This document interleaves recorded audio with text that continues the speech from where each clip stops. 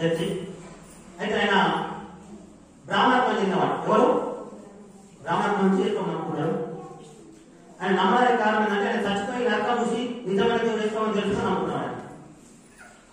ఎవరు? నరకం ఎత్తుకున్నాడు వేసుకోవడం గురించి. నా భూమిలో చెప్తే నమ్మలేదు, నరకం వెళ్ళి వచ్చి నమ్ముకునేది. అటువంటి మనకు కొత్త పాపం చెప్పాలనుకున్నాడు. మా ప్రతి గుడికి కూడా ఈ పాపలు ఉంటారు. తర్వాత ఆ సాక్ష్యం కూడా చెప్తారు, చెప్తాడు ఆయన. తెలిసి మన వాక్యం విందాం. వాక్యం కోసం మన ఐదు సమయం చప్పట్లతో ఆహ్వానిద్దాము.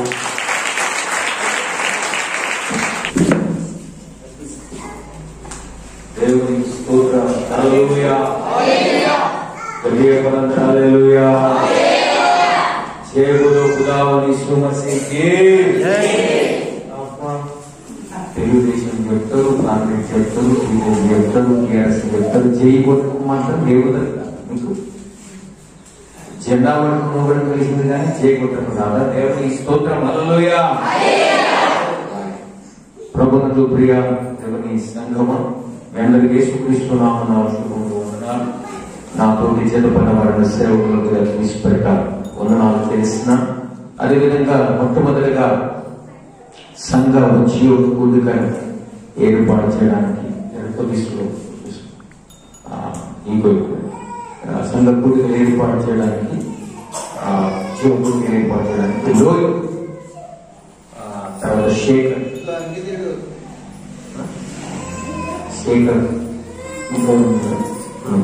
వాళ్ళు కలిసి వారు హైదరాబాద్ లో పనిచేసుకుంటూ సంఘ భారం, మనుషుల భారం వేసుకుంది.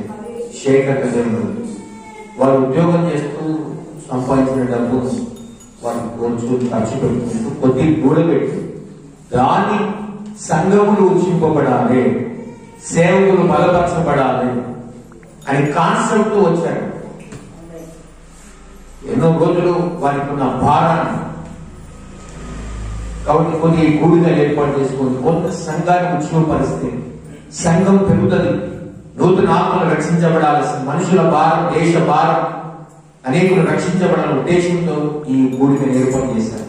వాళ్ళ బాగా డబ్బులు కాదు, కష్టపడి సంపాదించి కొంచెం మిగిల్చుకుని ఆ మిగిల్చిన దాన్ని దేవుని సేవకులు ఖర్చు పెడతారు. కొందరైనా బలపడతారు, కొన్ని సంఘాలైనా బలపడతారు. వాళ్ళకి రావు. ఇప్పుడు వెంటనే మీటికి ఈ సంఘానికి లాభం, ఇప్పుడు వేరే పాస్టర్ పెట్టిన ఆయనకి లాభం, ఎవరికి రాదు, వాళ్ళకి ఏం లాభం రాదు.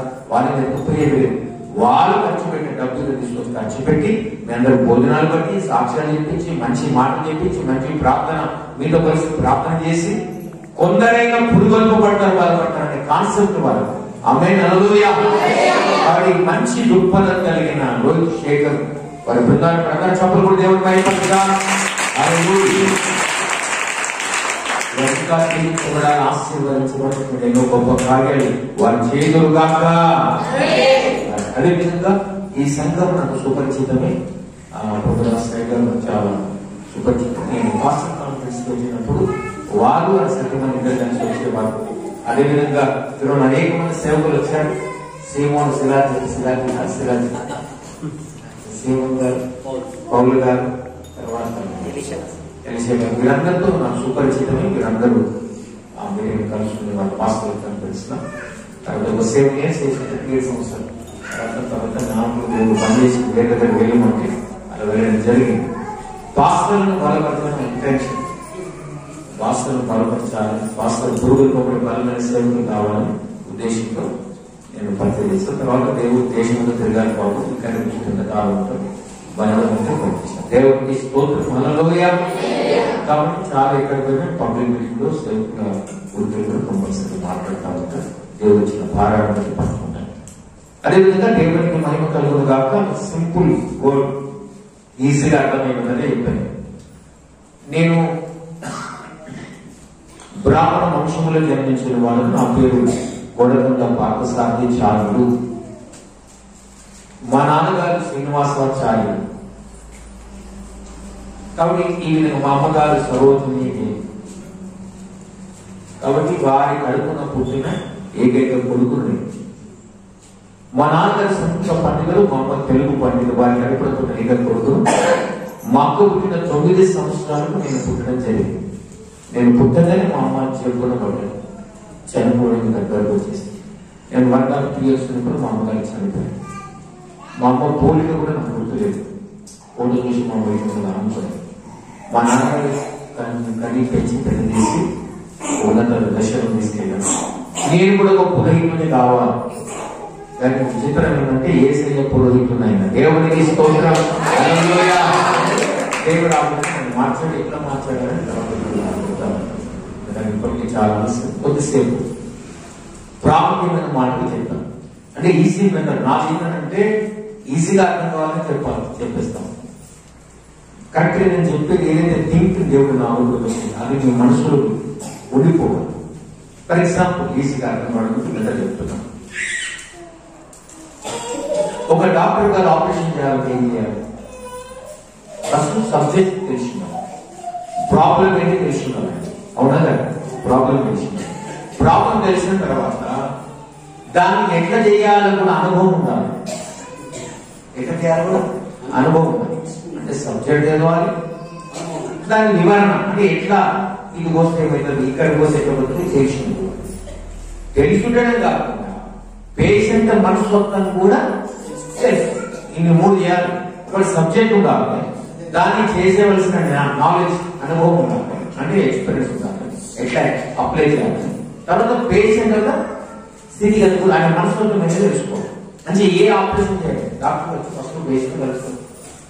చూసుకోవాలి చేయరు, పేషెంట్ వేరే ఉంటాడు. ఆయన వచ్చి పేషెంట్ చూస్తాను, పేషెంట్ అమ్మ ఇక్కడ ఇదేనా ఏమైంది నీకు అంటే కడుపులో నొప్పి వేసుకుంటారు అంటనా అంటే వాడు పేషెంట్ అడిగిన సార్ మరి ఆపరేషన్ సక్సెస్ అంటావా అని పేషెంట్ అడుగుతారు. భయపడ్డారు కదా సక్సెస్ అంటావా?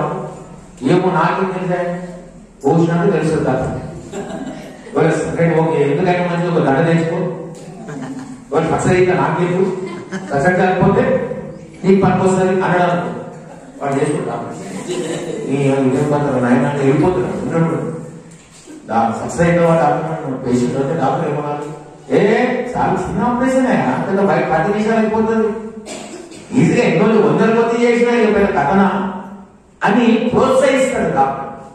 చేసి ఆపరేషన్ చేయాలి. అవునా కాదు? ఇప్పుడు నా మెదడు ఇదే అంటే ఈజీగా మీకు అర్థం కావడానికి మీ మనసుతో ఎంతున్నది, ఎంత వినగలుగుతారు, ఎంత వినలేదు. మొఖాలు కూడా చెప్తే అనుకోసం కొందరు కన్ను కోసుకొని దేవుడు ఏమంటున్నాడు, కన్ను కోసుకుంటే మీరు అనుకుంటాం. కాబట్టి కన్ను కోసుకొని చెప్పే రకం కాదు, మొఖాలు చూసుకొని చెప్పే రకం. మీరు వింటారా లేదా ఏ స్థితిలో ఉన్నారో కూడా తెలుసుకుంటే నేను చెప్పగలుగుతాను. కాబట్టి దేవునికి మహిమ, దేవుడు నాకు ఇచ్చిన భారం. రైట్, దేవునికి స్తోత్రం. హల్లెలూయా. అయితే ప్రభు అనుకున్నారు పరిశుద్ధ బైబిల్ గ్రంథం దాని వాక్యంలో వెళ్ళకుండా సింపుల్ మెథడ్ కొన్ని ఈజీగా మీరు ఎవరైనా అడుగు కరెక్ట్ గా చెప్పడానికి ఆన్సర్ ఉండాలని కొన్ని మాటలు చెప్తాను.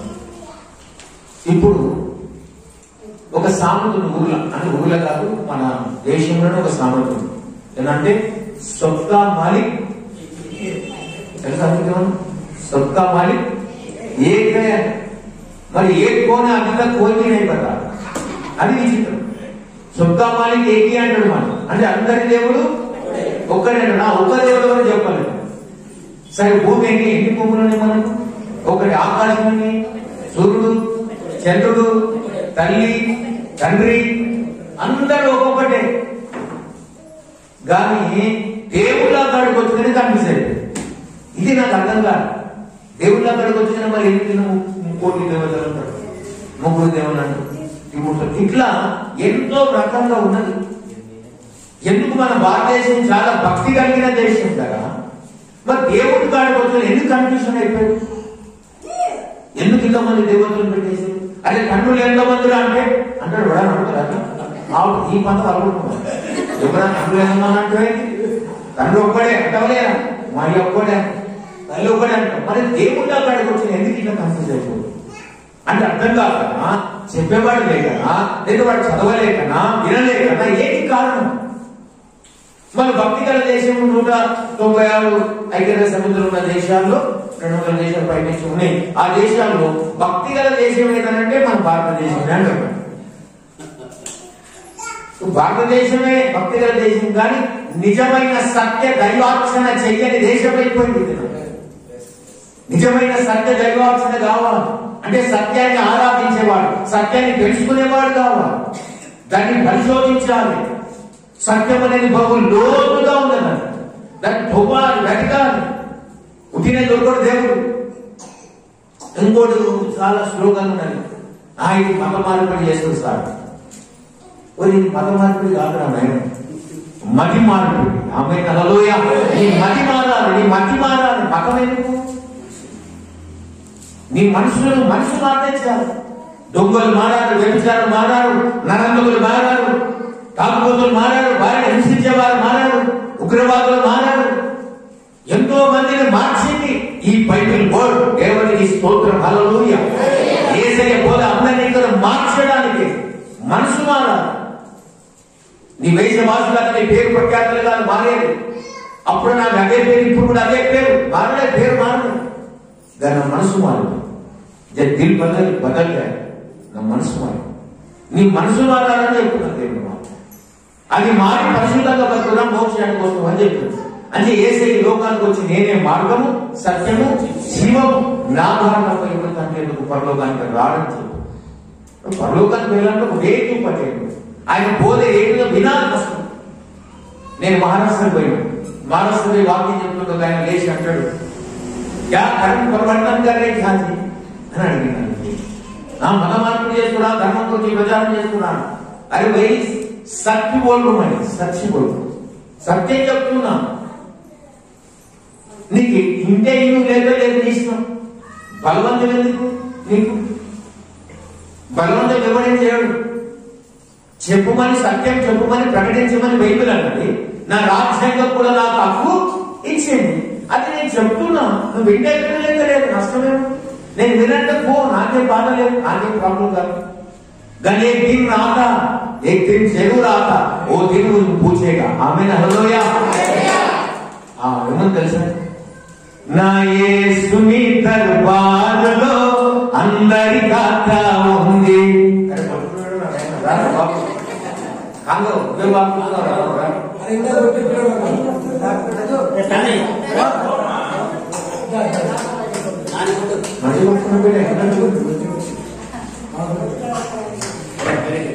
నా యేసుని దర్బారులో అందరి ఖాతా ఉంది. నా యేసుని దర్బారులో అందరి ఖాతా ఉంది. అందరి ఖాతా ఉంది, మనందరి ఖాతా ఉంది. అందరి ఖాతా ఉంది, మనందరి ఖాతా ఉంది. నా యేసుని దర్బారులో అందరి ఖాతా ఉంది. నా యేసుని దర్బారులో అందరి ఖాతా ఉంది. చెప్పిన ముక్కలే వాడుతాను. ఏం పడు దేవునికి స్తోత్రం, హల్లెలూయా. కాబట్టి దేవుని దర్బారులో అందరి ఖాతా మనందరినీ లెక్కాడతారు. ఏ దునియా में कितना आदमी है, सब लोग एकदम एक दिन पूछेगा. ఒక రోజు జరుగుతుంది, అప్పుడు నువ్వు లెక్క చెప్పుకోవాలి. బట్ అందరి లెక్క ఉంటుంది. ఆ లెక్క అక్కడ అప్పచెప్పుకోవాలి. ఆ లెక్క చెప్పాలంటే ఇక్కడ నువ్వు నమ్మిన దేవుడు ఎవరైనా కావచ్చు, నువ్వు ఏ భక్తైనా చేయి, నాకు అవసరం లేదు. నేను దాన్ని విమర్శించాను, దాని గురించి నేను పట్టించుకుని నాకు అవసరం లేదు. నాకు తెలిసిన సత్యం, నాతో మాట్లాడిన దేవుడు, నన్ను బ్రతికించిన దేవుడు, నన్ను సజీవంగా నిలబెట్టిన దేవుడు గురించి నేను చెప్తూ, ఆమేన్, హల్లెలూయా. నన్ను మార్చిన దేవుడు, నా స్థితిని మార్చిన ఆయన గురించి నేను ప్రకటిస్తున్నాను. నీకు ఇష్టం లేకపోతే వినదు. నేను చెప్పే మంచి మాట చెప్తున్నాను. కానీ బైబిల్ ఏమంటున్నానంటే వినుట వలన విశ్వాసం కలుగుతుంది. నువ్వు వింటే మంచిది. ఎందుకు? నేను ఏదో దయ్యముల బోధ చేస్తలేను, తెలివని బోధ చేస్తలేను. నీకు తెలివినిచ్చే బోధ చేస్తున్నాను, నీకు మార్పునిచ్చే బోధ చేస్తున్నాను. వినడం వల్ల సత్యం అర్థమైంది. అసలు వినకుండా స్కూల్లో పాఠం చెప్పేటప్పుడు, టీచర్ పాఠం చెప్పేటప్పుడు నువ్వు వినకుండా చోటు చూసుకుంటే నీకు ఏమర్థమవుతుంది? ఎగ్జామ్ ఏం రాస్తావు? ఒకటే ఎగ్జామ్ ఉంటుంది కదా. అట్లా ఈ రోజు కూడా సత్యం గురించి వినకపోతే, దేవుడి గురించి వినకపోతే ఒక రోజు అతను జవాబు చెప్పాలి. అంటే ఆ దినం రాకముందే ఇక్కడ ఉన్నప్పుడు నువ్వు బతుకు మార్చుకోవాలి. సత్యం మీద గ్రహించగలదు. కాబట్టి ఆ సత్యం నాకు దొరికింది, ఏదో కొందరికి దొరికాడు, ఇంకా కొందరికి దొరకలేదని పిల్లలు ఆలోచన గ్రహించలేకపోతుంది.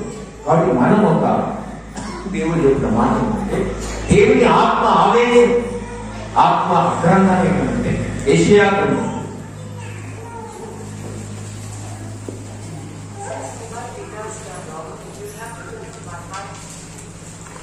60వ అధ్యాయం మొదటి వచనం. నీకు వెలుగు వచ్చినది, లేము తేజర్యము యెహోవా మహిమ నీ మీద ఉదయించును. నీకు వెలుగు వచ్చినది, లేము తేజర్యము యెహోవా మహిమ నీ మీద ఉదయించుచున్నది. దేవునికి స్తోత్రం, హల్లెలూయా. దేవునికి వెలుగు వచ్చినది. ఎందుకు? మనం చీకట్లో ఉన్నాం. చీకట్లో ఉన్న మనకి వెలుగు ఇవ్వడానికి యేసు వచ్చాడు. యేసు ఎందుకు వచ్చాడు? అసలు దేవుడికి పుట్టుక అవసరమా? అంత గొప్ప దేవుడే, సర్వేశ్వరుడే, సర్వజగతికి ఆది సంపూర్ణుడే, సకల బ్రహ్మాండాన్ని నిర్మించిన నిర్మాణకుడే, మాటతోటి ఆకాశాన్ని, భూమిని, సూర్య, చంద్ర, నక్షత్రాలను ఒక్క మాటతో పంచభూతాన్ని నిర్మించిన నిర్మాణకుడే. ఆయనకి ఎందుకంటే భూమి మీద మనిషిగా రావడానికి అక్కడికి నేను భక్తుడు అయిపోతుంది కదా, మనిషిగా అందరూ మానవులుగా మారిపోతారు కదా. మరి ఎందుకు భూమి మీద రావాల్సి వచ్చింది ఆయన? అంటే దేవుడు మనల్ని మరబొమ్మలాగా తయారు చేయాలి. నాట్ రోబోస్, మన రోబోస్ కాదు. దేవుడు మనల్ని మరబొమ్మలాగా తయారు చేయాలి. దేవుడు తన మట్టితో నిర్మించి ఆశ్చర్యంలో జీవాత్మని జీవాత్మ కలిగినట్టు చేసి మనకు స్వేచ్ఛనిచ్చాడు. ఆదామును పుట్టించిన దేవుడు, 7 తొట్టెలు పెట్టిన దేవుడు ఒక మాట సెలవిచ్చాడు తనకి, ఇదిగో ఆదామా ఈ చెట్టు, తోట మధ్యలో ఉన్న చెట్లన్నీ నువ్వు తినొచ్చు, ఏ ఫలమని తినొచ్చు, కానీ తోట మధ్యలో ఒక చెట్టు బిడ్డ అది తినకు, అది మంచిది కాదు, అది మంచి చెడులు తెలియజేస్తుందేమో కానీ దాన్ని తినడం నువ్వు చచ్చటవు అని స్వేచ్ఛనిచ్చాడు. కండిషన్ కూడా కానీ మనం ఏం చేస్తున్నాం అంటే స్వేచ్ఛను దుర్వినియోగపరుచుకున్నాం. మన ఇష్టానుసారంగా మలుచుకున్నాం. ఏది తినొద్దన్నాడో దేవుడు ఏది చేస్తున్నాడో అదే చేస్తున్నాం. అంటే ఆజ్ఞ అతిక్రమమే పాపం. ఆజ్ఞ అతిక్రమమే పాపం. ఆజ్ఞను అతిక్రమించాం. కాబట్టి ఈ రోజున దేవుడు చెప్పిన బోధ ఏంటంటే చెడు ఇది మంచిది అని చెప్పడానికి యేసు రావాల్సి వచ్చింది. ఆమేన్, హల్లెలూయా. యెషయా గ్రంథం 9వ అధ్యాయం 2వ వచనంలో చీకట్లో నడుచుకున్న జనులు గొప్ప వెలుగు చూచేదరు అని అన్నాడు. అంటే చీకట్లో ఉన్న మనుషులకు వెలుగివ్వడానికి నేను వెలుగై ఉన్నానని మత్తయి సువార్త 5వ రాయబడింది. నేను ఈ లోకానికి వెలుగై ఉన్నాను. ఎందుకు యేసు ఈ లోకంలో పుట్టాడు? ఎందుకు దేవుడికి అవతారం? ఎందుకు అంటే దేవుడు లేకపోతే మనిషికి దారి తెలియదు, పైకి ఎక్కడ పోవడం తెలియదు. ఇప్పుడు అందరూ చూడండి, అరే బాబు చనిపోయిన తర్వాత ఎక్కడికి పోతాం అని అడగడం ఎవరికి సమాధానం చెప్పలేదు. కరెక్ట్ ఆన్సర్ రాదు. చనిపోయిన ఎక్కడిపోతుంది ఏమో తెలుసా, ఏం తెలుసు, ఏడిపోతాం. నేనేదో గొప్ప నమ్మినా, నేను బ్రాహ్మణ కులంలో పుట్టిన ఆదేశ గోత్రంలో జన్మించిన వాడు, యజ్ఞోపదేశం చేసిన వాడిని కనుక నేను చనిపోతే డైరెక్ట్ గా నేను మోక్షానికి వెళ్తాను నాకు నమ్మకం ఉంది. కానీ తర్వాత తెలిసింది నేను బ్రాహ్మణ కులం పుట్టు, ఏ కులంలో పుట్టు, ఏ గోత్రంలో పుట్టు, ఏ వ్యక్తి అయినా పర్లే, ప్రతి వ్యక్తి పాప విమోచన కలుపుకొని ఎవడు పరలోకానికి వెళ్ళాడు. ఇక్కడ నుంచి 12,000 కిలోమీటర్లు అమెరిక దేశానికి పోవాలని ఎన్ని పరీక్షలు కావాలి నీకు? ఇప్పుడు రోగం ఉందా, నొప్పి ఉందా, పాస్పోర్ట్ కరెక్ట్ ఉందా, వీసా ఉందా, నీకు అక్కడ భాష వస్తుందా లేదా? 12,000 కిలోమీటర్లు భూమి మీద ప్రయాణం చేయడానికే ఎన్ని పరీక్షలు, ఎన్ని స్కాన్లు చేస్తారు నేను.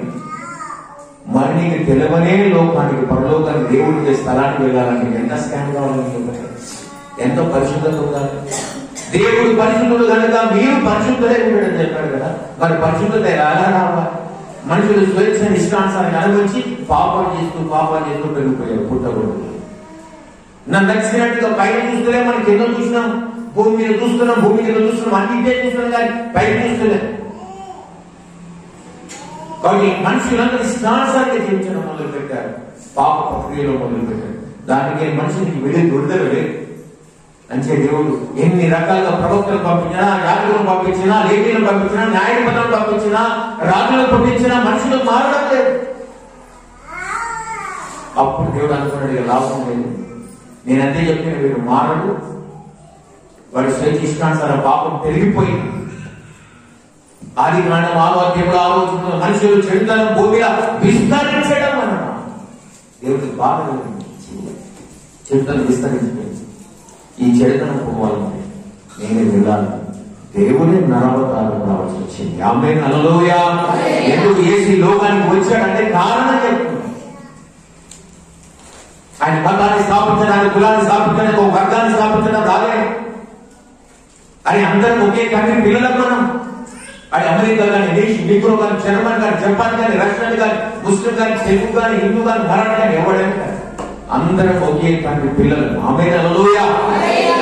అందరూ ఒక తండ్రి పిల్లలు, ఒకే తండ్రి పిల్లలు.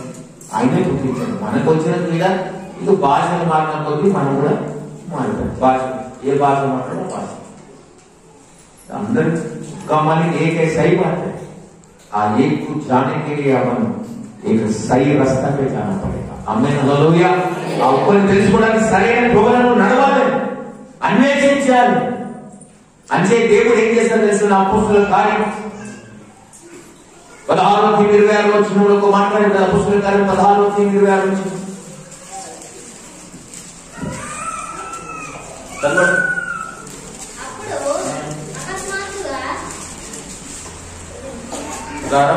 చదవండి.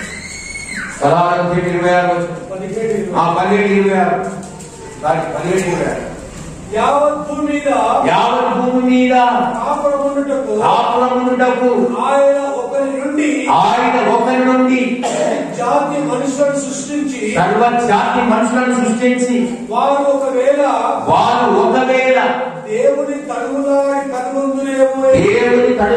కనుగొందురేమో అని తన్ను వెతుకు నిమిత్తం నిర్ణయ కాలములను వారి నివాస స్థలము యొక్క పొలిమేరను ఏర్పరచాడు. దేవునికి స్తోత్రం హల్లెలూయా.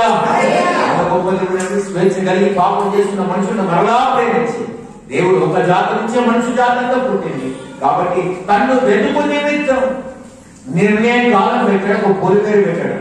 ఇక్కడ దాకా రాను ఆలోచించుకుంటా నా గురించి ఆలోచించి కొద్దిగా దేవుడి గురించి ఆలోచించాలి. ఓ దేవుడు ఎక్కడున్నావు, నాతో మాట్లాడవా, నన్ను దర్శించవా, నాకు కనబడవా అని దేవుడిని పరిశోధించాలి. సత్యం ఎవరో నాకు అర్థమైతలేదు నాయన. ముందర మస్తు మంది ఉన్నారు, మరి ఏది కరెక్టా ఏది రైట్ అర్థం కాదు. ఒక ఇంట్లోనే 4 మనుషులు ఉంటారు. మనం దేశంలో ఇన్ని రకాలు ఉన్నాయి. నేను ఏది సత్యం అర్థమైతలేదు. అందరూ రైట్ అని తీసుకుంటారు, సత్యం దాన్ని గుర్తుపట్టలేకపోతున్నాను. నాతో మాట్లాడుతున్నాను అని దేవుడిని అడిగితే పరిశోధిస్తే అప్పుడు దేవుడు నీతో మాట్లాడడం మొదలు పెడతాడు. ఆమేన్ హల్లెలూయా. అంటే పొలిమేర దాకా అన్నాడు, వెతుకుంటే ఆనక రాదు. పొలిమేర దగ్గర నీకంటే ఒక కట్ట ఉంటుంది, సముద్రానికి ఒక ఆనకట్ట ఉంటుంది, అట్లనే నీకు కూడా ఒక పొలిమేర మనకి అక్కడ రా. అక్కడ నువ్వు దేవుడి గురించి ఆలోచించుకొని వస్తే ఆయన చెయ్యి పట్టి దానికి ఇస్తాడు. దేవుడికి స్తోత్రం హల్లెలూయా. చెయ్యి పట్టి నడుపును శిఖరముపై నిలుపును, చెయ్యి పట్టి నడుపును శిఖరముపై నిలుపును. కన్న తల్లి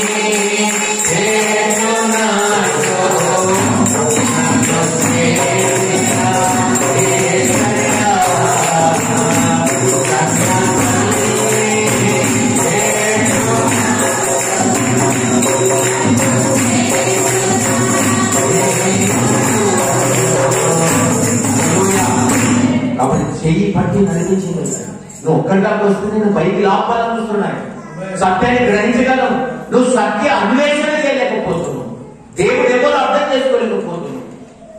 ఏదైతే సార్ ఏడిపోయినా ఆడిపోతాం కదా, అట్టకపోతాం. షార్ట్కట్ ఏమి లేవు ఇక్కడ. ఈ వృద్ధి రావడానికి ఏదైనా రోడ్లు ఉంటే ఉండొచ్చేమో కానీ పరలోకం పోవడానికి షార్ట్కట్ రోడ్లు లేవు కదా. ఒకే దారి, ఏసే దారి. ఆమేన్ హల్లెలూయా. ఆ దారి మీదనే వెళ్ళాలి. అది దేవుడు చెప్తున్నాడు. అది తెలుసుకోవాలంటే నేను ఇంకా అది మంచి మనకి మాన్యాక ఎప్పుడు మానవుడు అయినాడు, లక్ష్మీనాథ్ కూడా మానవు. అన్ని మారినాక చాలా మంది భర్తలు పిల్లలు అంటే కదా ఇతర మార్పులు గురిరాదా అంటూ నేను మొత్తం బంద్ చేసినట్టు వస్తాను. మొత్తం మారినాక మొత్తం తప్పని సాక్షి నాకు కూడా మారు అందరూ అదే మారణానికి వస్తాం. మార్పు ఎటువంటి తెలిసిన మారణం అంటే గుళ్ళ ఖాళీ వినియమని మనం మార్చుకోవాలని ఎట్లుంటుంది అంటే చెప్తున్నాను. బుధుడు కాలు ఎదిగిన అయ్యో బుధలు పడుతుంది కదా ఒక కాలు వేసి కాలు ఒక కాలు కడుక్కున్నాం, కడుక్కొని మళ్ళీ ఈ కాలు కడగాలి కదా, మళ్ళీ బుధలు పెట్టి మళ్ళీ కాలు నీవు ప్రయత్నం చేస్తాకుంటది. మనుషులు నీతి కార్యాల వల్ల పాపాలు పోవు. బుధలు కాలు పెట్టినాక 2 కాలు బయటకు వేసి కడగాలి, కానీ ఒక కాలు కట్టి మళ్ళీ ఇంకో కాలు కడుతుందని చెప్తే నువ్వు ఇంకోటి బుధలు పడుతుంది. నీ ప్రయత్నం, నీ ప్రయాసం, నీ నీతి కార్యాలు, మంచి కార్యాలు, నీ దాన ధర్మాలు ఏవి కూడా నీ పాపాన్ని కడగలేదు. దేవునికి స్తోత్రం, హల్లెలూయా. నీవందరూ కడుక్కోలేదు, కడుపెట్టి నేను వచ్చింది. మనందరూ మన పాపాన్ని కడుక్కోలేదు కాబట్టి దేవుడు అనేవాడు నరవతారి లోకానికి రావాల్సి వచ్చింది.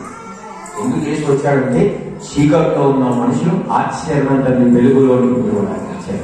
పాప అంధకారంలోనే నిన్ను ఆ పాపం నుంచి విముక్తి కలిగించడానికి యేసు ప్రభు నరరూప మానవుడే లోకానికి రావాల్సి వచ్చింది. హల్లెలూయా. యేసు ఎందుకు వచ్చాడంటే ఇప్పుడు కొత్త పద్ధతి పెట్టింది మనం.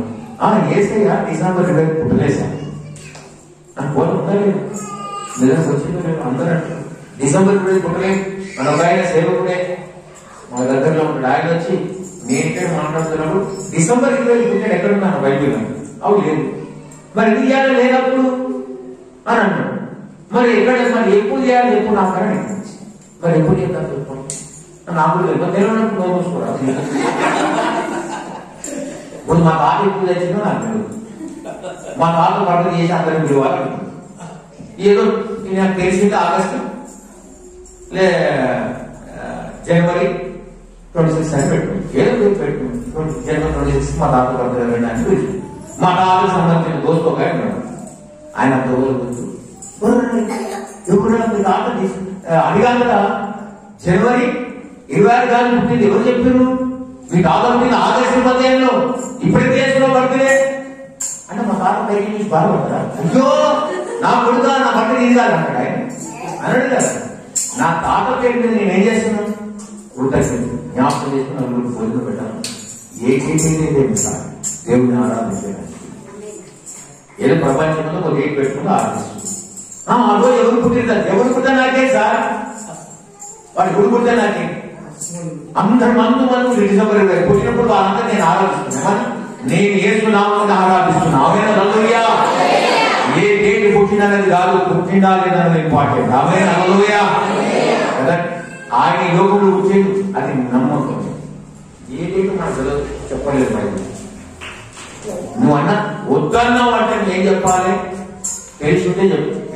మరి ఆలోచన చేయటప్ప ఏదో కొంత పుట్టింది కదా, నీకేమో ఆధార్ కార్డు కావాలి, నీకు రేషన్ కార్డు కావాలి, నువ్వు పుట్టినట్టు బర్త్ సర్టిఫికేట్ కావాలి. మరి ఏ సేపు పుట్టినది ఎందుకు నమ్మవు? ఆ డేట్ నమ్ముతున్నా సార్, డేట్ ఏ డేట్ అయినా కానీ మనకి ఎందుకు ఆ డేట్? ఆ రోజు దేవుడు ఆ రోజు ఎందుకు ఆరాధించాలి? ఏ రోజు అంటే ప్రతిరోజు నాకు పండుగ. దేవుడికి స్తోత్రం, హల్లెలూయా. ప్రతి రోజు నేను పండుగ చేస్తాను. యేసయ్య నా కోసం పుట్టాడు, చచ్చాడు, మరణించాడు, తిరిగి లేచాడు, రాబోతున్నాడు. ఆమేన్, హల్లెలూయా. ఈ ధైర్యం విశ్వాసం. కాబట్టి ప్రభుత్వ పిల్లలు చీకట్లో ఉన్న మనుషులను వెలుగులోకి నడపడానికి, పాప బంధకాల్లో ఉన్న మనిషిని విడిపించడానికి యేసు ఈ లోకానికి వచ్చాడు. కానీ ఆయన కులాన్ని మతాన్ని ఏది కృష్ణ అంటారు. కృష్ణ అంటే ఆయన అన్నాడు యేసు క్రైస్తవు కాబట్టి క్రైస్తవుడు కనుక, అంటే జీసస్ క్రైస్ట్ అంటారు కనుక వాడు క్రీస్తుని నమ్మిన వాళ్ళని క్రిస్టియన్స్ అని అంటారు. నువ్వు ఏమన్నా నేనైతే క్రైస్తవుడు. దేవునికి స్తోత్రం, హల్లెలూయా. కాబట్టి పుట్టింది మాత్రం భారతీయుడుగా, రక్షించబడి మాత్రం యేసుని నమ్ముకుని క్రైస్తవుడు. ఆమేన్, హల్లెలూయా. క్రైస్తవం అంటే తప్పుగా అంచు భక్తులు అన్నారు, క్రైస్తవం ఒక మతము కానిది, యేసునందు తిరిగి జన్మము.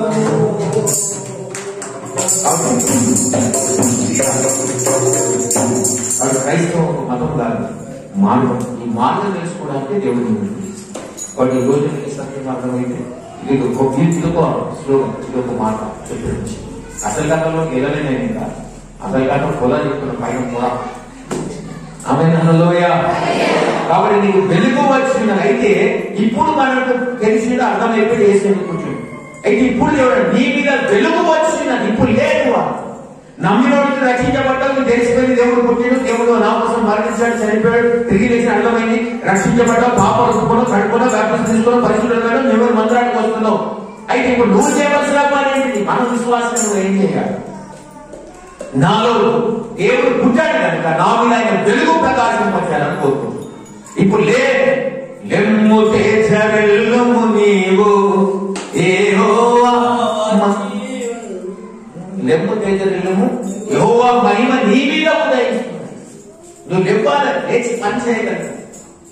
ఏ పని చేయాలి అంటే తాగుబోతులు, విగ్రహాలు, దూషకులు, మత దూషకులు, ఇటువంటి వ్యభిచారం చేసేవారు, భయంకర పాపాలు చేసిన వారు దేవుని ప్రేమని వరవద్దురా బాబు తాగుతారు, నాశనం.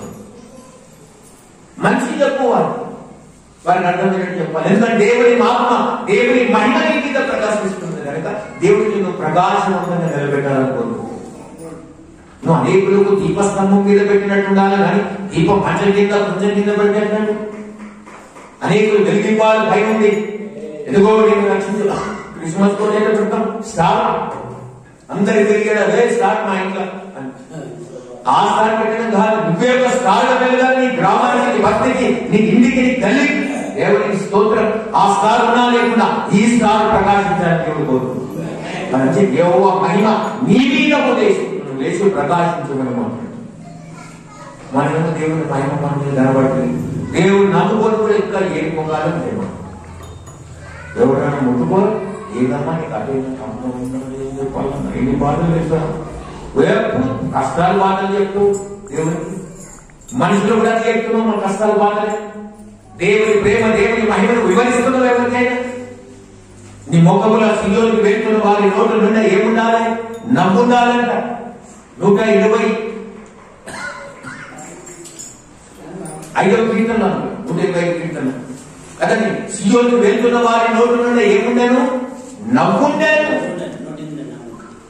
నీ నోటి నిండా నమ్ముండాలి. పరలోకం వెళ్తున్న వారి నోటి నుండి ఏముండాలి? సంతోషం ఉండాలి, ఆనందం వెళ్ళాలి. ఎందుకంటే మనది లోకం కాదు, మనం ఎక్కడ వారం, ఇక్కడ వారం కాదంటుంది. అంటే చాలా మంది సాగుపడే పాడతారు. ఏం పాటకి? పరదేశులము ప్రియులారా మన పురమేది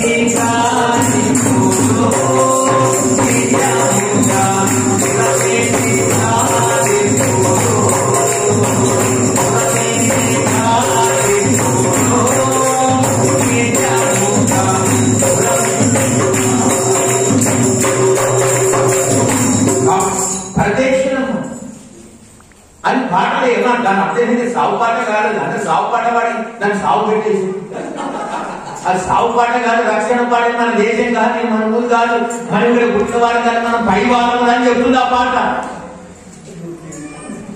దాన్నేమో సాగు పాట పాట ఎత్తగానే కాదు, దేశం పాట. అది సాగు పాట కాదు, రక్షణ పాట. నేను ఇక్కడ వాడిని కాదు, పై వాడము. అక్కడికి వెళ్ళిపోతా ఏదో ఒక రోజున, చనిపోతా, చనిపోయినాక ఆత్మ వెళ్ళిపోతుంది, వెళ్ళిపోయినాక పరలోకమా నరకమా అంటే నేను అక్కడ పడను. కానీ దానికోసం బతుకమని ఇక్కడ చెప్పింది. నువ్వు కొన్ని సాగు పాటలు పెట్టి, కొన్ని పెళ్లి పాటలు పెట్టి, ఇంకో పాట మంచి రాశాడు. ఎక్కడెక్కడో పుట్టి ఎక్కడెక్కడో నైన జగగా ఒకట పుట్టే ముందు సంకల్పం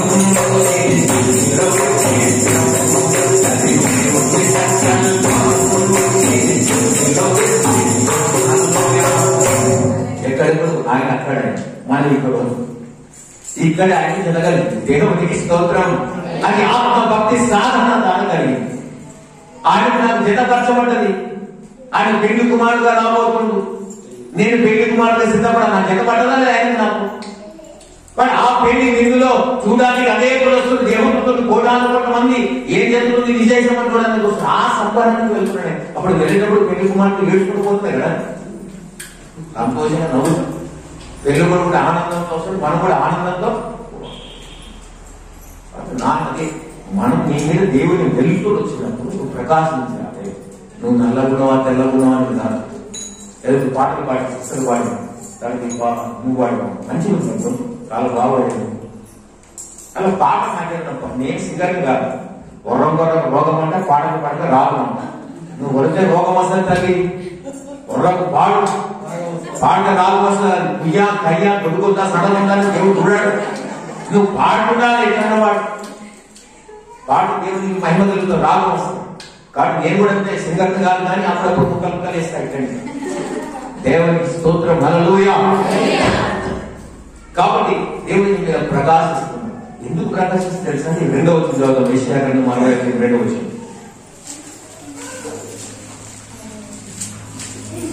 చూడు, భూమిని చీకటి కమ్ముచున్నది, కటిక చీకటి జనములను కమ్ముచున్నది. చూడు, భూమిని చీకటి కమ్ముచున్నది, కటిక చీకటి. ఒక చీకటి సామ్రాజ్యం వినాలందరి దగ్గర జాగ్రత్త. కటిక చీకటి కమ్ముచున్నదంట. భూమిని చీకటి ఆవరణిస్తుంది. చీకటి అంటే పాపము, చీకటి అంటే దురాత్మ, చీకటి అంటే దైవం, చీకటి లోక సంబంధమైన అన్ని ఆ చీకటి మనుషులందరినీ బట్టి ఎందుకు లాగుతుంది? దేవుని దగ్గరికి వెళ్లకుండా, సత్య దైవార్చన చేయకుండా, సత్యం గురించి పరిశోధన చేయకుండా ఎందుకు లాగుతుంది? నువ్వు చేయవలసిన పని చీకటి లాగుతున్నప్పుడు నువ్వు చేయవలసిన పని అంటే నీ మీద వెలుగు వచ్చిన లెమ్ము అంటే నేను నిలబడ్డా ధైర్యం. నేను దేశం నేను రాష్ట్రం మాట్లాడుతాను. కాబట్టి దేవుడి ప్రేమను చెప్పడానికి, దేవుడి నా మీద చూపడిన ప్రేమ అది కూడా ఇతరులు పొందాలని చూపడమని చెప్పడం. ఈ రోజు నీ దేవుడికి ఇచ్చిన అవకాశం, ఈ విశ్వాసాల ఉద్యమ కోరిక కారణం ఏంటి? సంఘాల ఉద్యమ కోరిక కారణం ఏంటి? సంఘం బలపడాలి, విశ్వాసాలు బలపడాలి, మీరు ఇతరులకు సాక్షిగా కనబడాలి. నేను చూడగా అబ్బా ఎంత సంతోషం ముఖం చూస్తాను అంతే. నువ్వు చూడగా వాము ఏదో నమ్ముకున్నాడు, కష్ట దరిద్రాలు నీ ముఖంలో ఉన్నాయా నాయన, ఈమె నీ దేవుడు నమ్ముకుంటే నేను కూడా తయారవుతారా? నీ ముఖం అంటే కనపడదు. కాబట్టి ఈ రోజున దేవుడు అంటాడు నీ జీవితంలో ఆ విధంగా ప్రకాశం అంటే చీకటి భూమిని కమ్ముచున్న, కడిగ చీకటి జనములు కమ్ముచున్నారు. కాబట్టి దేవుని మహిమ నీ మీద చదవాలి కింద, యెహోవా నీ మీద ఉదయించుచున్నాడు, ఆయన మహిమ నీ మీద కనబడుచున్నది. అదే పరిశుద్ధాత్ముడు మాట్లాడుతున్నాడు. ఆయన మహిమ నీ మీద కనబడుచున్నది. ఆయన మహిమ నీ మీద కనబడాలని దేవుడు కోరుకుంటున్నాడు, పరిశుద్ధాత్ముడు కోరుకుంటున్నాడు. నీవేమో ఆయన మహిమ కనబడలేదు, సంఘం మీద ఆయన మహిమ లేదు. ఎప్పుడు అప్పుల బాధలు, కష్టాలు, రోగాలు, నొప్పులు, మానసిక సమస్యలు, కుటుంబ సమస్యలు, పిల్లల సమస్యలు ఎప్పుడు ఇవే పట్టుకుని చేస్తాం. దేవా దేవా దేవా నువ్వు ఎంతకాలం విజయపడుతుంది? ఇవి ఎప్పుడు ఉన్నాయంటే మనం బతికే రాత్రి మన ఇప్పటి ఉపడిస్తే కష్టాలు బాధలు ఎప్పుడు పో. దేవుడు నమ్మినంత మాత్రం కష్టాలు రోగాలు పోతే నేను అంటలే, పోతే మళ్ళీ వస్తాయి. శరీరం ఉన్నంత కాలం మనుషులు రోగాలు వస్తాయి, సమస్యలు అన్నీ ఉంటాయి. కానీ ఉన్న వీటన్నింటిలో ఉంటూ కూడా నువ్వు ఆయన వెతకడం రావు, ఆయన ప్రార్థన చేయడం రావు. ఇతరులు ప్రేమించి ఇతరులు మంచి చెప్పు. మంచి మార్గం చెప్పడానికి ఏమైంది? నువ్వు సిగ్గుపడతావు, భయపడతావు, సాక్షులు ఇవ్వడానికి భయపడతావు. కానీ ఈ రోజున సంఘం నింపబడాలంటే సంఘము పరిశుద్ధాత్మతో నింపబడాలి. ఆమె హల్లెలూయా. అంతే దేవుడు ఆయన మహిమని మీద కనబడాలి. ఇప్పుడు ఆయన మహిమని మీద కనబడాలి. కాబట్టి అదే దేవుడు మాట్లాడుతున్న మాట, ఆయన మహిమని మీద కనబడాలి. అయితే ఇప్పుడు దేవుడు నిన్ను చూస్తే నీ మీద ఏం కనబడుతుందనే ప్రశ్న ఆలోచిస్తుంది. దేవుడు నిన్ను చూస్తే నీ దగ్గర ఏం కనబడుతుంది? దేవుడు ఒక ఆయన చూసినట్టే, చాలా మంది చూసిన బైబిల్ ఒక ఆయన చూసింది దేవుడు చూస్తే ఆయన మీద ఏం కనబడ్డదో మనం ఆలోచిస్తాం. సంఖ్యాకాండం 23వ అధ్యాయం 23వ అధ్యాయం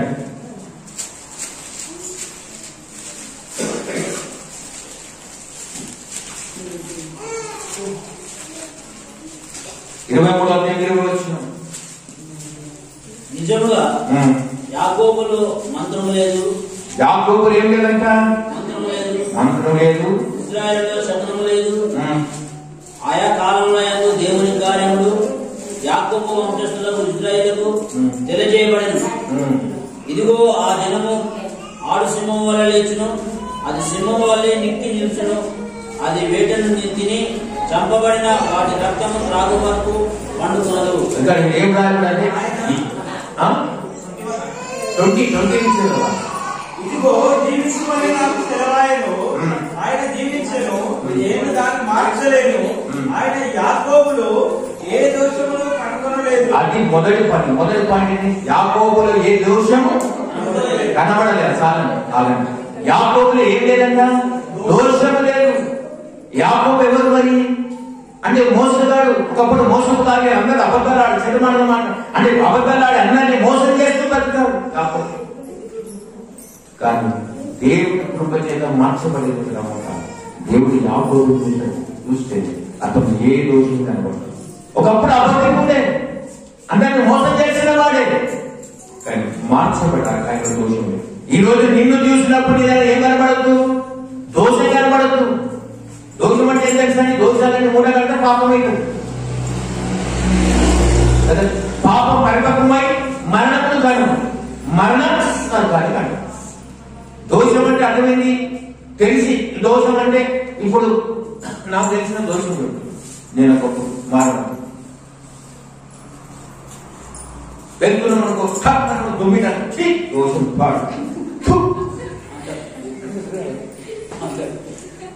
పిల్లలు వచ్చి అదో దోషం. అంటే ఏదైనా దోషం ఏంటంటే ఏ చిన్న పని రాంగ్ అనిపించినా దోషం. అబద్ధం అన్న దోషం, చెడమాట అన్న దోషం, అశ్లీలపడ్డ దోషం, గురిగారు అది దోషం, తిట్టారు అది దోషం. ఇవన్నీ అట్నే పెట్టుకుని కడుక్కోకుండా ఏమవుతుంది? పాపం. అంటే ఏ రోజు తిన్నా ఆ రోజు కడుక్కోవాలి. తిన్నప్పుడే కట్టుకుంటాం. నెల రోజులు దాకా ఎప్పుడో కడుకుంటాం మాట్లాడ. మరి ఆ నెలకు ఒకసారి ప్రభుత్వాలు తీసుకుంటాం. అవునా? ఫస్ట్ వారం తీసుకుని ఫస్ట్ వారం ప్రభుత్వాలు ఇప్పుడు నెల రోజులు చేసిన పాపం గుర్తుంటుందా? ఇప్పుడు ప్రభుత్వాలు తీసుకుంటే తప్పు చేసినాం, దోషం చేసినాం. ఇట్లా దోషాలు చేసుకుని పోయి మళ్ళా నెల వచ్చేదాకా అప్పుడు ఒప్పుకోవాలి. ఇప్పుడు తెల్లారి చేసి ఈ ప్రభుత్వాలు తీసిన తెల్లారి చేసిన పాపం దోషం గుర్తుంటుందా? అట్లా ఉద్దేశం. అంటే దేవుడు పరిశోధకుడు అంటారు. హృదయ పరిశోధకుడు. ఆయన అంతరంగం హృదయం యొక్క తలంపులను కూడా షేరిస్తాడు. ఆయన చూసినప్పుడు నువ్వు బాగా పైన కడుకుంటావు, లోపల అసలు కుదంతరం అది పోవాలి. పైన మీద లోన లొడ అంటారు. పైన మాత్రం బాగుంది, లోపలంతా కుళ్ళే కుదంతరమే కొందరు. వాడు బండి కొంటేవాడు, బండి కారు కొంటేవాడు, వాడు మంచి పొలం పడ్డ వాడికి అంత వాడిందా ఏడుకుంటు. ఇదంతా కుదంతరం లోపల పాపం అది పోదు. అది దోషం. అది మురుగబెట్టే పాపం అయినది. పాపం మురుగబెట్టే మరణము అంటది. ఆ మరణము నాకు కానీ అంటే దోషం అంటే నువ్వు తెలియక చేసిన దోషం, తెలిసి పొరపాటు అయ్యో తప్పే. అంటే ఎప్పుడు రోజు ఏం చేస్తే తెలుసా?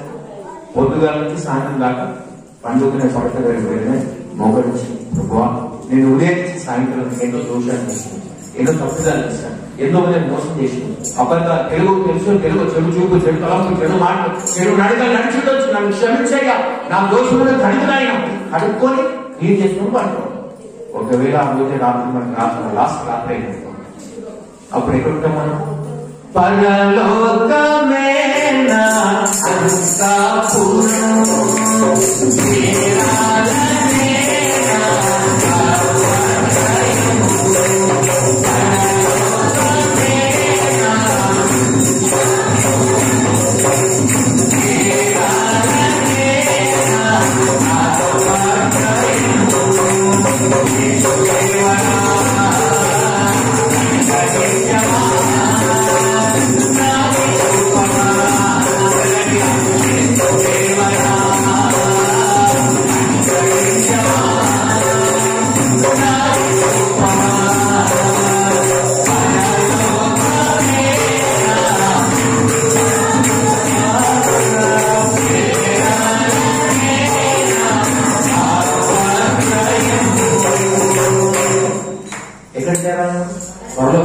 రోజు గడుపుకొని పడుకున్నాం అనుకో, అప్పుడు దేవుడు రాత్రి రాత్రి అనడానుకో మనం వదలకండి.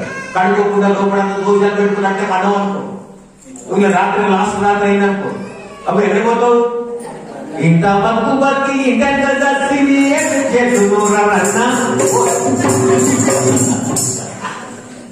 ఇంత బతుకు ఇంత క్రైస్తవ బతుకు విశ్వాసమై పరిశుద్ధమై వ్యాప్తి తీసుకొని అడగబడి అది ఇంకెంత ఎక్కడ కదా ఇంకెంత అందరా అట్లనే ఇంతమంది వాళ్ళు చిన్న దోషానికి, చిన్న పాపానికి, చిన్న అవిధేయతకు పుట్టినందుకు నరకానికి పాత్రలు మంచి ఎప్పటికప్పుడు క్లీన్ చేసుకోండి. ఎప్పటికప్పుడు రాత్రి అన్ని క్లీన్ చేసుకుని కడుక్కొని మంచిది. అప్పుడు మంచి కలబడతాయి. కడుక్కోకుండా అంటే అన్నవాళ్ళతో దయ్యం వస్తుంది, పూజ వస్తుంది, పాప వస్తుంది, ఓ ప్రాప దయ్యాలని నిలబడతాయి. మన పొద్దు కైగా పాపం పడ్డది, సైతం పడ్డది. మరి ఏం చేస్తాం? కడుక్కో అంటే ఏ దోషము యాకోబులో కనబడలేదు. ఇంకేం చదువుతుంది ఆయన? అదే బియ్యం మర్చిపోతాయి మళ్ళా. ఇశ్రాయేలులో ఏ వంకరతనము ఏంటంట? ఏ దోషము లేదు, తర్వాత ఏ వంకరతనం లేదు. మనమందరం ఎటువంటి సగరోళం కాదు, మన సగరోళం మనందరూ ఇప్పుడు ఒకరోళమే, ఒంగరు చూపుడు కదండి. అదే కాకుండా మీరు జంతువు అంటారు కాదు. అన్ని పక్షులు ముందుకెళ్ళి కాపుకుంటున్న జంతువులు ఇట్లా వంకరమే. గుణమేం కనిపిస్తున్నాను? వంకర చూపులు, వంకర ఉంటా ఉన్నది. ఎప్పుడు పక్కని చూపు ఆడు షాపు పేరు చూడండి. ఆడు షాపు మీరు ఎప్పుడు చెప్తాను పేరు ఇక్కడ బట్టలు ఉంటుంది, ఇక్కడ అన్నీ అక్కడ చూస్తారు. ఇక్కడ కూడా రాడు పక్క చూస్తారు. వాళ్ళే తీసుకుంటున్నారు చూస్తారు. వాళ్ళ సంగతి నీకేందుకు? నువ్వు వచ్చిన షాపింగ్ నీకేం కాదా తీసుకోవాలి. పక్క చూపులు ఎందుకు? అక్కడ ఏం వేస్తున్నాడు, అక్కడ మంచిగా వేస్తున్నాడు. అది ఎప్పుడు అదే. కాబట్టి ఈ రోజున దేవుడు మాట్లాడుతున్నాడు వంకర చూపు, వంకర తలపు, వంకరలో మనం అంతా అంటే ఆయన మొట్టవాడు ఎందుకు వచ్చాడంటే వంకర ఉన్న మనని చక్కగా చేయడానికి దేవుడికి స్తోత్రం. హల్లెలూయా. వంకర చూపులు, వంకర తలపు, వంకర నడక మనది ఎప్పుడు చక్కగా ఆలోచించి అంటే వంకరనే ఆలోచిస్తాం. బట్ ఆ వంకరగా ఉన్న నేను జీవితాన్ని సహాయకరంగా వచ్చి యాకోబులో ఏదంటే దోషం లేదు, రెండవది వంకరతనం లేదు.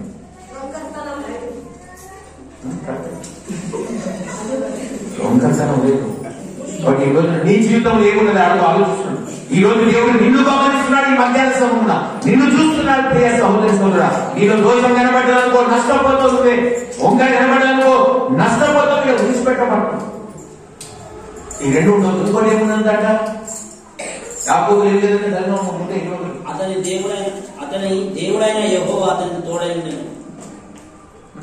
ఫస్ట్ ఆయన యాకోబులో ఏ దోషమును కనుగొనలేదు, ఇశ్రాయేలులో ఏ వంకరతనం చూడలేదు. నిజముగా యాకోబులో మంత్రము లేదు.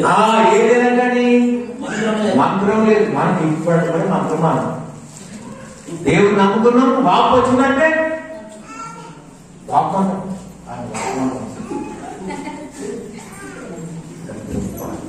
ఎంత కాదు.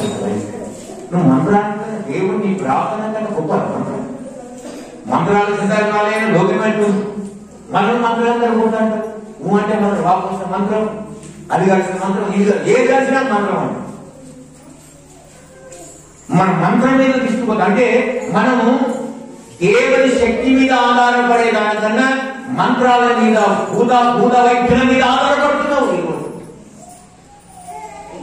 దయ్యం పడితే ఏదో చేసి ఏదో భూత వైద్యులు అంటారు, బాగా చేస్తారంటారు, అక్కడికి పోతుంది. అంటే దేవుడు నేను చూస్తున్నప్పుడు మీరు మంత్రంగా పడుతుంది, నష్టపోతారు.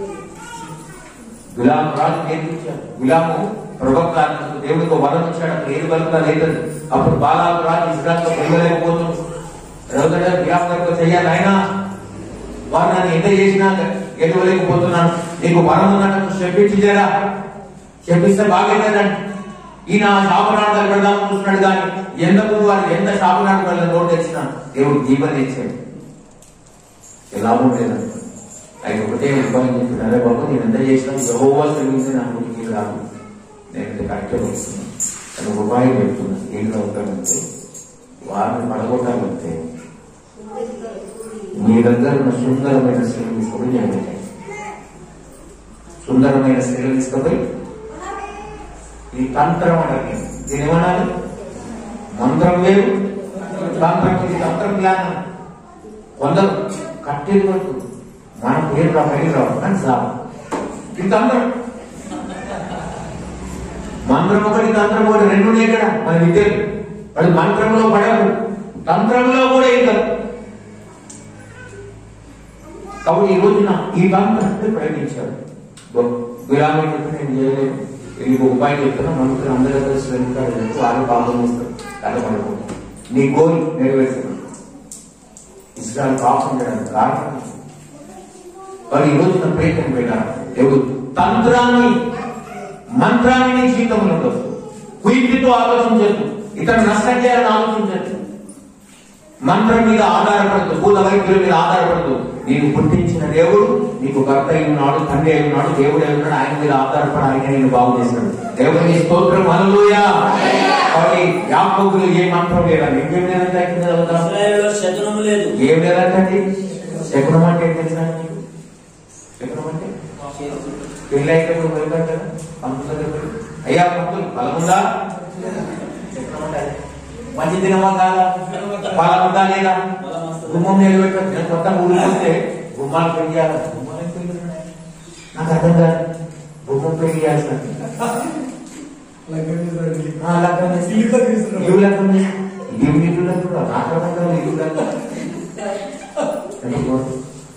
కప్పల కప్పలు పెళ్లి చేసి దేశం వర్షాలు పడాలంటే మనం ఎంత ఆచారాలు చేస్తున్నాం. కొన్ని దాంట్లో అర్థం కదా. కప్పలను పెళ్లి చేసి ఏం చేస్తున్నాం? ఎటు పోతున్నాం? సృష్టికర్త వైపు చేతులెత్తి, దేవా నా దేశం వర్షంతో కరువుతో కాటకాలతో నిండిపోయింది, దయచేసి వర్షంలో కుమారించేవా అని దేవుడి వైపు తిరిగే బదులు కప్పలు పెళ్లి చేస్తే వర్షం వస్తుందా?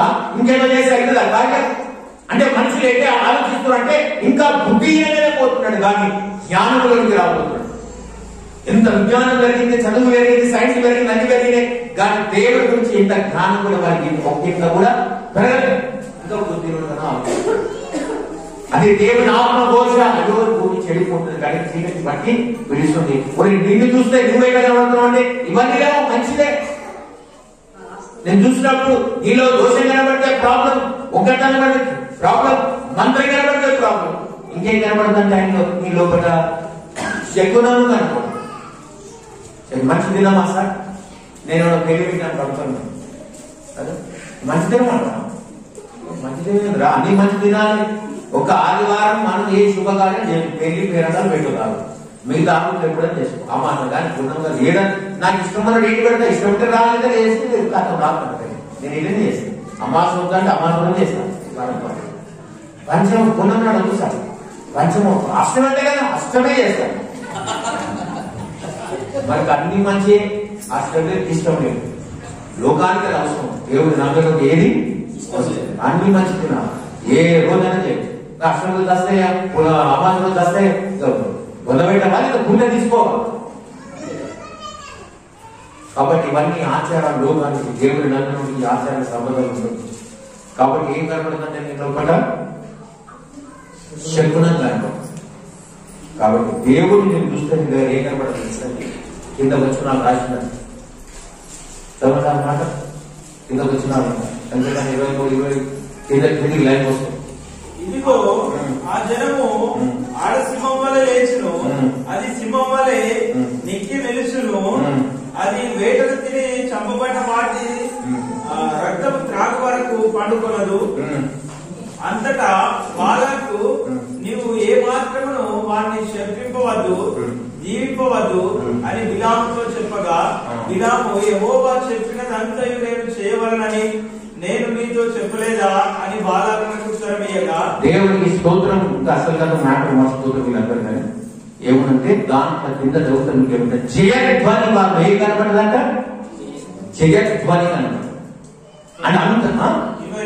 22 అన్ని సై రాజు యొక్క జయధ్వని వారిలో ఉన్నది, రాజు యొక్క జయధ్వని వారిలో ఉన్నది. దేవుడు ఐగుప్తులో నుండి వారిని రప్పించెను, దురుపోతు వేగం అంటే వేగం వారికి కలదు. అది జయధ్వని కనబడ్డదంట. అంటే దేవుడి రాజ్యానికి వెళ్తున్న వాడు ఏమి కాలేదు, సంతోషంతో జయకేతులుగా వేసుకుంటూ వెళ్ళాలి.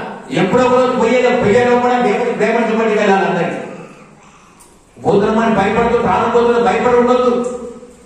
అది ఇద్దరు మరణేగా అరే అగ్ని మరణేగా నా గాయంగా అగ్ని దేకినా ఇక్కడ ఉన్నప్పుడు చూసుకోవాలి. ఇద్దరు పోతేనేమో చచ్చిపోతా రావడానికి వచ్చినాం. మనం ఉచితమే తెలుసండి, మనమందరం బ్రతకడానికి వచ్చినాం, ఏసే ఒక్కటే చనిపోవడానికి వచ్చింది. అమ్మే హల్లెలూయా. మనమందరం మనుషులందరూ బ్రతకడానికి వచ్చింది, కానీ ఏసే మాత్రమే అంటే మనకు చచ్చేయడం కూడా ముసలి లాభపడ్డాడు కూడా ఇంకా బతుకుతా అంటున్నాడు. ముసలి అంటారా వస్తాను అని ఇంకా బతకాలని ఆశ ఎవరికి అది బతకాలి. ఏసే ఒక్కడే పుట్టుక డేట్ తో పాటు డెత్ డేట్ కూడా తెచ్చుకున్నాయి. హల్లెలూయా, గొప్ప దేవుడు అంటే ఆయన పుట్టుక డేట్ తో సహా డెత్ డేట్ కూడా తెచ్చుకున్నాడు ఆయన. అంటే క్రిస్మస్ దేనికంటే గుడ్ ఫ్రైడే కోసం చనిపోవడానికి. గుడ్ ఫ్రైడే దేనికోసం అంటే ఈస్టర్ కోసమే లేవడానికి. ఈస్టర్ దేనికోసం అంటే దేవుని రాకడ కోసం. దేవునికి మహిమ. హల్లెలూయా.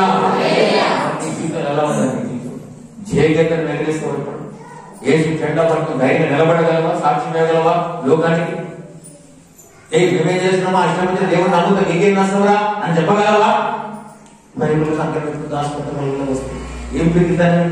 పిరికితనం దేవుడు మనకివ్వలేదు, శక్తియు బలమును మనకిచ్చేను. ప్రేమ మనకిచ్చేది. ప్రేమ శక్తి బలం మనకిచ్చేది.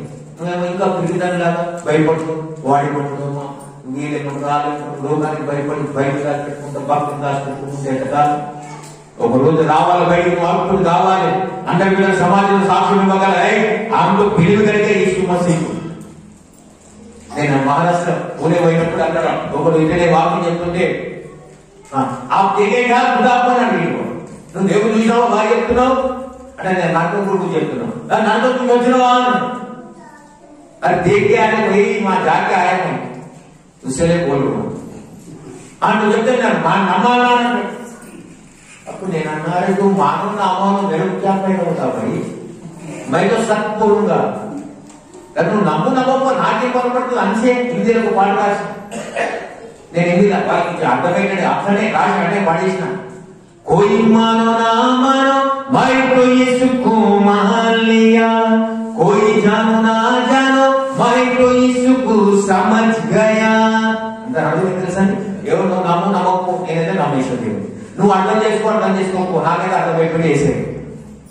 ఓ ये खुदावन यीशु मसीह है, ओ ये खुदावन यीशु मसीह है. कोई मानो ना मानो हमको क्या फर्क पड़ेगा भाई, हम तो सच बोलेगा. నేను సత్యం కూడా చెప్తున్నా. నమ్మితే మోక్షం అయితే నరకం ఇష్టం రాదు. నరకం ఇష్టం ఎక్కడికి పోతాడు ఏ టికెట్ కొనుక్కో అక్కడికి తీసుకో అక్కడికి పోతాడు. నేనైతే ఏ సైడ్ టికెట్ కొనుక్కోబెట్టు అమ్మే హల్లెలూయా. ఎప్పుడు వచ్చినా బయటకు పోయిందా ఈ ధైర్యంతో బతకాలి. చేకేటం దగ్గర అంతేకాదు గురుపోతు వేదం అంటాడు. గురుపోతు గురుపోతు అంటే తెలుసండి గొర్రెపోతు అని అర్థం. గురుపోతు అంటే గొర్రెపోతు అది ఎంతో తీసి కొట్టింది ఎందుకు వెళ్ళిపోతుంది గుద్దడానికి. కొండ కొండలో సమయం కొట్టేస్తారా అనుకుంటుంది. దీని తలగడతాను ఆలోచించదు, నీకు కలగడతాను ఆలోచించదు. ఏ కొండను కూడా నీ రక్తం కమ్ముందా వచ్చి కుదురుతుంది ఎంత గురిపోతు వేగం దీపడిని పోసిన అనిపించింది. అంటే దాని వేగం ఆ టైంలో ఎంత పవర్ ఉంటుందంటే బలమంతా కూడా పెట్టుకుని ఎత్తుమే తీసుకొచ్చి కుదురుతుంది. గురిపోతు వేగం ఉంటుంది.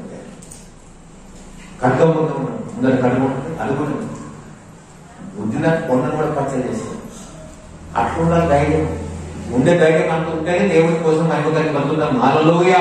కాబట్టి గురిపోతూ వేగం అంటే వేగం అనుకుంటేనంటాడు. అంతేకాకుండా ఆడ సింహంలా ఉంటుంది. నిక్కి నిలిచి అంటే ఇట్లా అర్థమే ఏగని నిలబడతాను సింహం నిక్కి నిలిచి వంగుదని మళ్ళీ నిక్కి నిలిచి అంత షార్ప్నెస్ సింహంలా ఉండాలి. సింహం లాంటి ధైర్యవంతులు కావాలి దేవుడు. దాని సింహం బొమ్మ వేస్తే ఏం సింహం కూడా తన మొదలైతే ఎందుకు ఇతను కూడా సింహం లాగా అన్నిటికన్నా పెద్ద సింహం వచ్చిన అంటున్నాడు సింహాలు అంటే దాన్ని మొదలెట్టాడు. ఈ రోజున నీవు ఒక సింహంలా ఉండాలి. మన దేవుడు యువరాగోపురము సింహం అని అనుకోండి. ఆ దేవుడు నమ్మినాను ఎంత ధైర్యం కాదు. నీతో మాట్లాడితే ధైర్యం కాదు. పక్కలకు ఎట్లా నీకు అర్థం కాదు. ఒకటి సమాధానం చేయలేదు. ఎట్లన్నా కానీ ఇట్లా వేసేతోటి అమ్మే హల్లెలూయా. ఎట్లా అనే ప్రశ్న తీసే ఇట్లా అనే ఆన్సర్తో రా. హల్లెలూయా. కాబట్టి నా దేవుడు నాకు ఇట్లా నేర్పించాడు. నేను ఇట్లా బలపడి అనేకులు బలపడి నడిపిస్తున్నాను. కాబట్టి ఈ రోజున దేవుడు నిన్ను చూస్తున్నప్పుడు ఆయన నీ వైపు చూస్తున్నప్పుడు నీవేం కనపడదు, దోషం కనపడదు, వంగకం కనపడదు, మంత్రం కనపడదు, శకునం కనపడదు. కానీ ఏం కనపడాలి?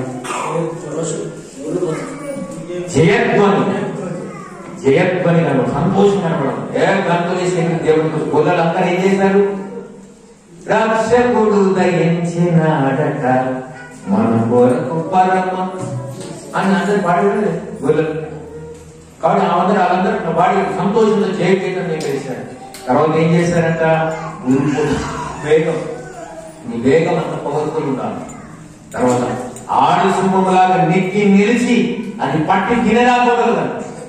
వేటాడితే సింహం అంటే కాలి కట్టుకో రాదా? వేట మొదలు పెట్టిందని దొరకకపోతే తలగా కిందికి వేస్తుంది. తలగా కింద పెట్టి భూమిలో దాని ఫలమంతా కనిపిస్తుంది. కనిపిస్తే ఈ సింహ గర్జన అంటే ఆ గర్జనకు ఎక్కడో స్వరంగంలో దాచుకున్న మేకప్ పిల్లలు, లేడీ పిల్లలు అందరూ భయం పుట్టి బయటకు వచ్చేసాయి. ఈ అడుగు అమ్మ నా మీద పడ్డాయని చెప్పి దాని ముందరికి వెళ్ళిపోతాయి. అంత తెలుగు వాడు ఈ రోజున సింహం అంటే ధైర్యవంతులుగా ఈ లోకంలో నిలబడాలి. వాడు యూదా రోజులకు సింహ దేవుని అందరూ నీవు ధైర్యవంతులతో భయపడదు, దిగులు పడదు. ఏ సమస్యలు కానీ ఏ నామన పోతుంది ధైర్యపడుతూ అద్భుతాలు చూస్తుంటారు. కాబట్టి ఈ రోజున నీకు అర్థమైంది కదండి ప్రియతమ పిల్లరా. కాబట్టి ఈ రోజున దేవుడు భూమికి ఎందుకు వచ్చాడని చెప్పాను. అయితే దేవుడు నిన్ను చూస్తున్నప్పుడు, నువ్వు నమ్ముకున్నావు రక్షించబడవు, నేను నిన్ను చూస్తున్నప్పుడు నీలో ఏం కనబడుతుందని చెప్పాడు.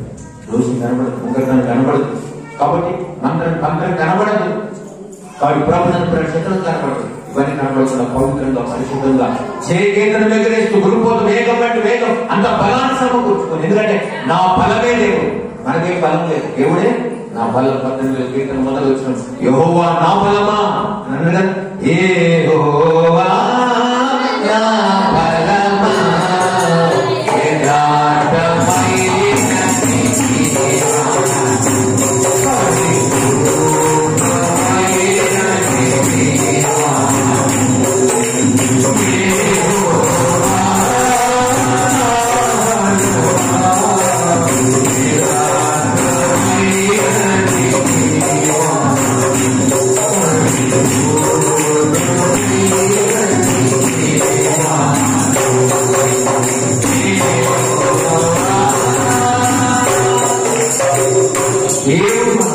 కాబట్టి దేవుని వైపు తిరుగుదాం. ఈ రోజున మాట్లాడిన మాటలు జీవితాన్ని మార్చడానికి ఇట్లా నేను ఈ వీలు లోయకు శేఖర్ అందరు పెట్టడానికి కారణం సంఘాలు బలపడాలి, చిక్కుపడాలి. వాళ్ళకి కాకుండా నాకు కూడా ఏం కాదు, నేను గురువు నాకేం కాదు. టైం కేటాయించి వాళ్ళు ఖర్చు పెట్టడానికి ఖర్చు పెట్టుకుని వచ్చింది కదా. ఇదంతా సంఘాన్ని బలపరచడానికి మీరు చూపబడి ఈ విధంగా దేవుడి కోసం నిలబడాలి, సాక్షిగా నిలబడి అనేకులకు వెలుగు స్తంభంలాగా స్థానాలు నిలబడాలని దేవుడు కోరిక. ఆ ఉద్దేశంతో ఏర్పాటు చేయబడ్డది.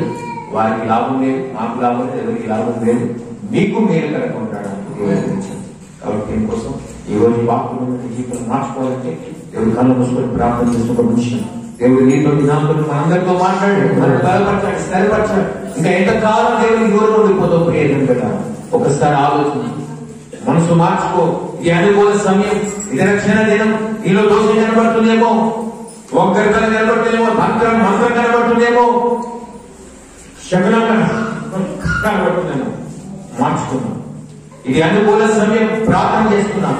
ఎవరైనా దేవుడు నాతో మాట్లాడాడు, నిజంగా నన్ను సరి చేసుకోవాలనుకుంటున్నానయ్యా, నిజంగా ఈ రోజు నన్ను దర్శించాడు, దేవుడు నాతో మాట్లాడాడు, నేను నిజంగా దేవుడి కోసం మోసేది నిలబడతా, నేను పవిత్రుడుగా ఉంటా, ఏ దోషం లేకుండా ఉంటా, నేను గురుపోతు వేగం లాంటి వేగం ఉంటా, నా లోపల ఎప్పుడు చేయబడి నా లోపల ఉన్నది సింహంలాగా ధైర్యవంతులుగా నేను ఉంటాను అని తీర్మానం చేసుకుంటే ప్రియ సోదరి సోదర, ఎవరైనా కూడిక ఈ రోజు ఈ మీటింగ్ నా కోసమే దేవుడు పెట్టాడు అని అనుకుంటే దేవుడు నేను బలపరిచినట్లయితే నేను ప్రార్థన చేయడం సిద్ధంగా ఉన్నాను. కాబట్టి ఎవరైనా మీ చేయి పైకి కోసం నేను ప్రార్థన చేస్తాను. నిజంగా నా కోసం ప్రార్థన చేయడానికి కాదు, నన్ను బలపరచడానికి, నన్ను స్థిరపరచడానికి, నన్ను హెచ్చరిక చేయడానికి దేవుడు నన్ను ఈ రోజున పిలిచాడు, ఈ కూడికి వచ్చాడు. కాబట్టి నా కోసం నేను పెట్టాను. నిజంగా నేను బలపడాలనుకుంటున్నాను, నా కోసం ప్రార్థన చేయండి అని మీరు అనుకుంటే మీ చేయి పరిగెత్తని మీకోసం నేను ప్రార్థన చేస్తాను. థ్యాంక్ యూ సహోదర, థ్యాంక్ యూ సహోదరి, నీకే పొందున్నా. థ్యాంక్ యూ అలలు. నిజంగా ఈ రోజున మీరందరూ చేయాలి, ప్రభావాలు కనికరించండి.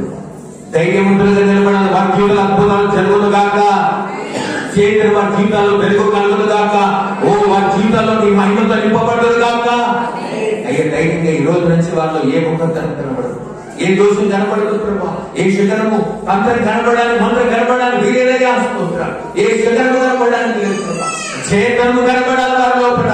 ఏసునామమున చేయబడిన వారిలో నూతన బలం అభిషేకం వచ్చునుగాక. మహిమతో అభిషేకం మిమ్మల్ని వచ్చును.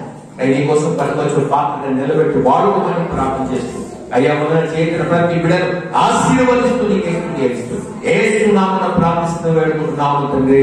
ఆమేన్. ఇంతవరకు ఓపికతో విన్నందుకు మీకు అందరికీ కృతజ్ఞతలండి. ఇంతవరకు నా ఛానల్ సబ్స్క్రైబ్ చేసుకోకపోతే దయచేసి సబ్స్క్రైబ్ చేసుకోండి, లైక్ చేయండి, షేర్ చేయండి.